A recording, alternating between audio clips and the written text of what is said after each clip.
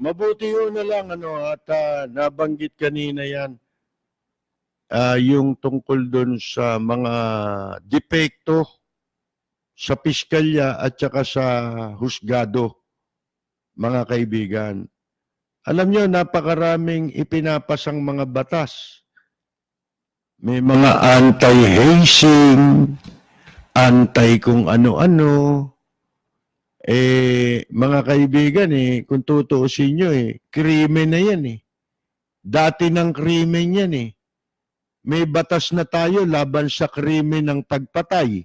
Diba sa hazing, may nag-hazing, may napatay. O di kaso mo ron, di pagpatay. Di ba? Kung di homicide, murder. O, yung pananakit sa tao, meron ng kaso yan Di ba? Physical injury, mga ganyan, di ba? May attempted homicide, mga ganyan Attempted murder. May mga kaso na yan Kung tutusin nyo, yung hazing, bakit mo pa bibigyan ng ibang pamagat yan? Yun din ang kaso niyan. Hindi ba? Mga kaibigan, pagpatay din, mauuwi yan. Halimbawa lang yan, hindi ba? Mga nilagyan lang ng pamagat Pero actually, doon din pumapatak yan sa kung hindi sa panggugulpe, doon sa pagpatay. Hindi ba? Sa maltreatment, may mga kaso na yan Dati ng batas yan Ngayon, gumawa lang na special hazing, baliwala naman, na, mga kaibigan, hindi na kailangan. Ito ang walang batas na hindi nila ginagawa. Yung proteksyon ng isang maling paratang. Di ba? Mga kaibigan, wala silang ginagawa dyan. Yung halimbawa, anti-harassment, anti-persecution, protection law. Yan, mga ganyang klase ng batas halimbawa, di ba? Anti-harassment and anti-persecution law o protection law. Yan, gumawa kayo ng batas, yan, maganda yan. Para nang sa ganon, kapag kami nagtangka, kasi ano ba yung ibig sabihin ng, halimbawa, may nag-file ng kaso, kung 4 ang elemento ng isang krimen, ikinaso nila, 3 lang yung elementong nandun, wala yung isang elemento. Dapat yung considered yun ay harassment and prosecution. Persecution pala, hindi prosecution. Persecution. Mga kaibigan, dapat may batas tayo niyan. Pinilit ng piskal na magsampa ng kaso sa husgado. At ito namang husgado, tinanggap. Nagpalabas ng halimbawa, lalo na kung criminal case, warrant of arrest. Dapat panagutin na sila sa anti-harassment, anti-persecution, protection law. Dapat merong ganyan.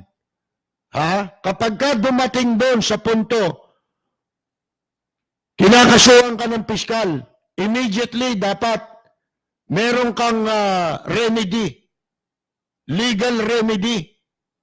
Di ba?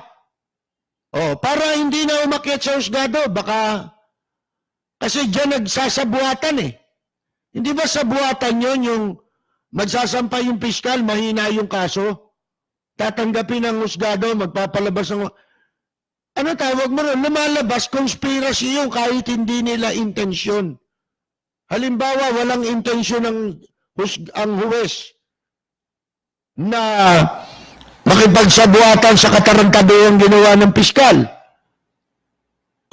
Pero, mananagot ka. Sabi nga kung may batas, di ba? Kung may batas tayong anti-harassment, anti-persecution protection law.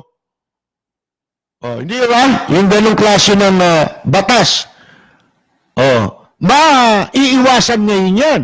Kasi, lalo na kung meron tayong batas na ganyan, na mabigat ang parusa, na pwede nilang ikatanggal sa serbisyo.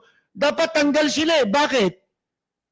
Kasi kapag ka ang piskal, nagsampa ng kulang sa elemento yung kaso, removal na yan. Ignorance of the law yan, bugado ka eh. Oh, pagkatapos yung husgado, tanggal ka sa serbisyo. Di ba? Tapos tanggalan na kayo ng lisensya bilang mga abogado, mga kaibigan. Di ba? Oh. Walang kalaban-laban ng mamamayan eh. Katakot-takot ang harassment eh. Yan harassment, laging nangyayari yan, di ba? Kaya nga, maraming nangongotong eh. Ano tawag mo ron? Di ba harassment yun? Oh, persecution. Mga kaibigan, wala ka namang kasalanan. O kaya wala naman silang sapat na kaso laban sa'yo. Aaksayahin mo yung pera, panahon ng gobyerno. Imbes na yung mga talagang kaso na dapat nilang pagkaabalahan. Di ba?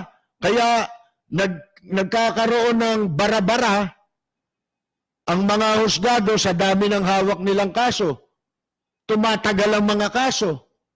Bakit? Kasi pati hindi nila dapat, wala na silang, hindi dapat pag-aksayahan ng panahon.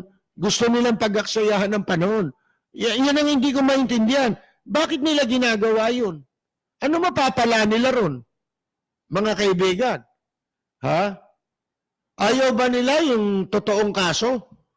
Yung totoong kaso lang ang lilitisin nila? At totoong kaso lang ang isasampa nitong mga piskal? Mga kaibigan? Oh. Dapat ganun eh. Kung tutuusin ninyo dapat sa piskal.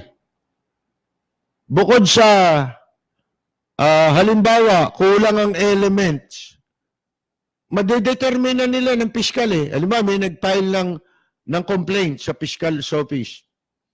Oh, ang ginagawa ng piskal, marami, lalo dito sa Metro Manila, sa Maynila, notorious yan. Mga kaibigan, hindi naman lahat, may mga matitinong piskal dyan. Pero, kasi ang umuupong mga hepe, corrupt, di ba? O, kaya ganon, may mga humahawak sila ng mga bata nila dyan sa piskalya. O, pag bata nila, alam na gagawin, alam na trabaho. Tulad si Tugono noon, pagka droga, yun, pipit-pitin nila para pagkapirahan. Ngayon, ito, dapat ko, kaya ko sinasabi sa inyo ito, dapat igiit ng taong bayan yung karapatan niya. Yung proteksyon ng mamamayan ang importante rito. Kasi kahit sino pwedeng ngarasin eh. Pwede silang magsabuatan eh, laban sa isang tao eh. Gagawang ka ng, iimbentohan ka ng kaso. Ngayon, kung meron tayong batas na kontra panghaharas, kontra sa maling pagpaparatang, pag-uusig sa isang tao, kung may proteksyon na batas na ganyan ng mamamayan, walang maaapi, walang maaabuso. Dapat sa fiscal's office, kaya kinukwento ko yung panahon na una akong madimanda ng libel ni Miriam Santiago. Ha? Mga kaibigan, kaya ko kinukwento yung para alam ninyo ang pagkakaiba ngayon. Lintik ang abuso ngayon sa fiscal's office, sa National Prosecution's Office. Maraming piskal ang salbahe, mga kaibigan. Sa Pasay lang yung mga babaeng piskal dyan, karamihan ng babaeng piskal dyan tulisan mga kaibigan Oh, walang kabasi-basihan yung kaso, ipinapail Bakit? Minsan yung complainant, kasabwat nila. Di ba, merong mga piskal na nag-aalaga ng mga tulisan, kinakasabwat nila. Ha? Walang gagawin nyo kundi magkaso. Mga kaibigan, bakit? Para mapirahan nila. Sindikato yan. Mga kaibigan. Pero kung meron itong batas na pwede silang managot na ang parusa matanggal sila sa serbisyo forever. Ha? At matanggalan na rin sila ng lisensya. Walang karapatan maging abogado yung ganyan eh. Di ba nanunumpa kayo sa katarungan? Batas niya eh. Di katarungan yan. Mga kaibigan, susumpaan ninyo yan. Sinusumpaan ninyo yan. Ang haba ng pinag-aralan ninyo. May pa bar exam pa kayo. Tapos, naging piskal, naging judge, babaluktutin mo lang yung katarungan. Bay, hindi pwede yan. Hindi ba? Ganon din sa polis, di ba? O, paano? Wala tayo ng mga adequate na batas talaga. Yung mga batas na dapat talagang ipasa. Walang nakapag-iisip. O kung meron man, ayaw nila niyan. Wala silang magagamit sa pangaharas. Para ang mga tao ay kumapit sa kanila. Sila maging pag-asa mo, hindi yung batas. Mababaliwala ang batas. Importante ito. Ito, ngayon ko lang nabanggit ito dahil naisip ko ngayon din, dahil dyan sa nabanggit natin yan. Doon sa investigasyon ng Senado ngayon, wala silang sinasabi ano ang status tungkol doon sa ano naging kapalaran nung tao na inakusahan nila. Ipinalit ulo nila doon sa tunay na nahulihan nila ng droga na nung makapagbayad ng 50 milyon ay pinakawalan nila. Kaya tumagal bago na ipailang kaso eh. Mga kaibigan, naghanap pa sila ng ipapalit na ulo doon sa kriminal na kanilang pinalaya. O, mga kaibigan, ito, importanteng batas ito. Dito, ang cover dito, lahat ng public official. Magmula sa police, barangay, makovered sila nitong anti-harassment and persecution protection law.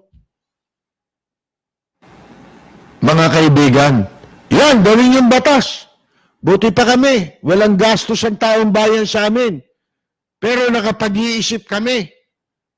Nagsisikap kaming mag-isip ng kung ano ang makabubuti sa ating bansa. Hindi iniisip ito ng mga mambabatas. Sayang nga binabayad natin dyan. Ang lalaki pa ng pork barrel niyan. Bagay na yun naman talaga ang dahilan kung ba't sila nagsitakbo. Mga kaibigan. Di ba? Ngayon, siguro, hindi nagawa nila Albayalde tsaka nung Ninja Cups. Yung ginawa nila, nakatarantaduhan. Laban doon sa isang pinagbintangan nila. Nakinasuhan nila sa droga na wala namang kasalanan. Yung tunay na may kasalanan, pinakawalan nila. Kung may batas na gano'n, hindi nila magagawa na yun. Kung meron tayong ganitong batas, masasakop sila nito. Mga kaibigan, isama mo na dyan yung conspiracy, anti-conspiracy. Maging maliwanag yung batas. Hindi ba? Di titino. Malaki ang tsansa na mapatino, ma-restore ang rule of law sa ating bansa. Kung ang mga batas natin isang batas pa lang mga kaibigan meron nang maidudulot na malaking pagbabago. Yan ang problema natin ngayon, yung pagsira sa rule of law. Sipin nyo, yung sinasabi ko nga, yung kay Miriam, di ba? Ibinabahagi natin yun, hindi para magkwento lang. Ibinabahagi natin yung katulad ngayon, pwede nating ikumpara yun sa sitwasyon ngayon. Yung masyadong pag-abuso sa determination of probable cause na ibinibigay sa mga piskal. Ano yun? Hindi maliwanag yun. Basta gusto nila magkaso, pwede. Ibig sabihin, mga kaibigan, kahit walang basihan. Oh. Paano, nung kinasuhan ako ni Miriam, di ba, sabi ko nga nung nag-file ng libel sa akin yan, wala akong natanggap na na subpoena galing sa piskal na sinasabi, mag-submit ako inuobliga ako magsumite ng counter affidavit sa reklamong inihain laban sa akin. Wala akong na-receive na ganun Naka-receive ako ng notice, pinagbibigay alam sa akin na merong ipinail na complaint laban sa akin na dinidismiss nila. Yun ang natanggap ko. Kasi ngayon, halimbawa, may nag-file ng complaint sa'yo. Ang gagawin ng piskal, susumpinahan ka na. Wala kang kalaban-laban. Kahit imbentuhan ka lang ng kaso. Wala kang kalaban-laban. Ang gagawin sa iyo ng piskal, susumpinahan ka na para magsumiti ka ng iyong counter affidavit. Di ba mga isang malaking kagaguhan yan? Mga kaibigan?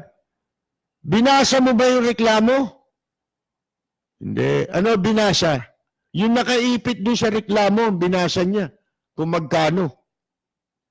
Yung nakasingit. Iyan Asan ang proteksyon ng taong bayan sa ganyan? Mga kaibigan, paano yan? Yung determination of probable cause na yan.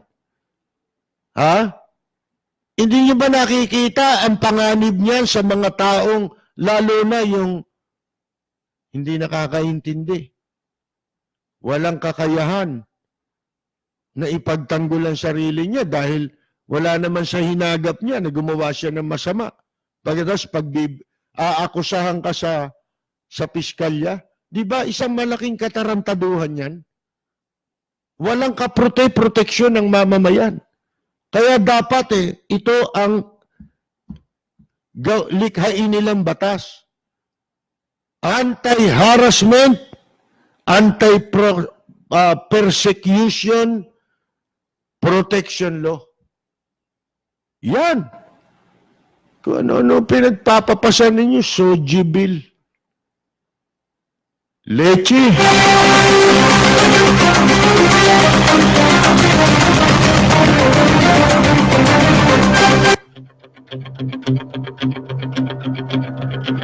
Walang preno kung bumatikos, malalim at makatwirang komentaryo. Mag-ingat ang mga politikong gumagawa ng kalokohan at baka kayo ay tamaan ng Rapid Fire!